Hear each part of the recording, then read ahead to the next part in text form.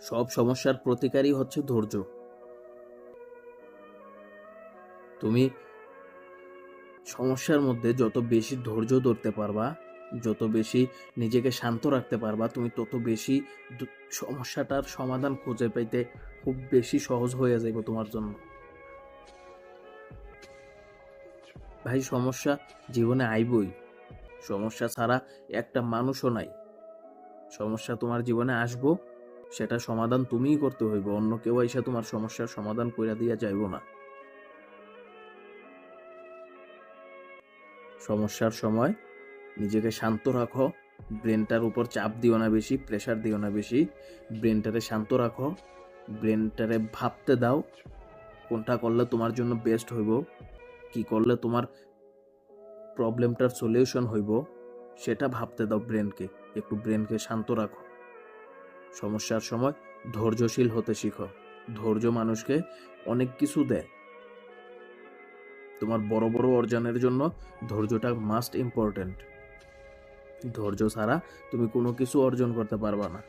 ধৈর্য খুবই গুরুত্বপূর্ণ একটা বিষয়। তোমাকে ধৈর্য ধরতে হইব ভাই। ধৈর্য ছাড়া তুমি কোনো কিছু পাইবা না জীবনে। যখনই তোমার কোনো সমস্যা হইব, তুমি ধৈর্য ধরো, সমস্যাটা নিয়ে ভাবো, তাইলে তুমি সলিউশন পাইবে, সমাধান পাইবে। দেখো ভাই, এমনিতেই সমস্যা হইয়া আছে, ঠিক আছে?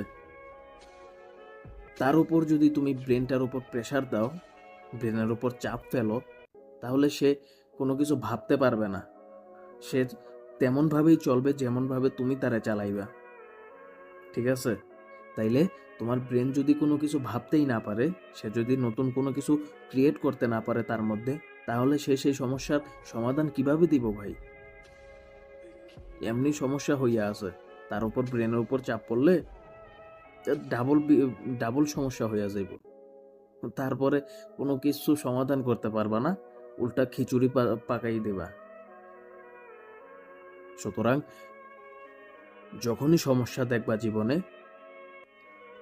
একটু ধৈর্য ধরো, একটু ধৈর্য ধরবা, আর সমস্যাটা নিয়ে ভাববা, খুব মনোযোগ দিয়ে ভাববা, গুরুত্ব দিয়ে ভাববা।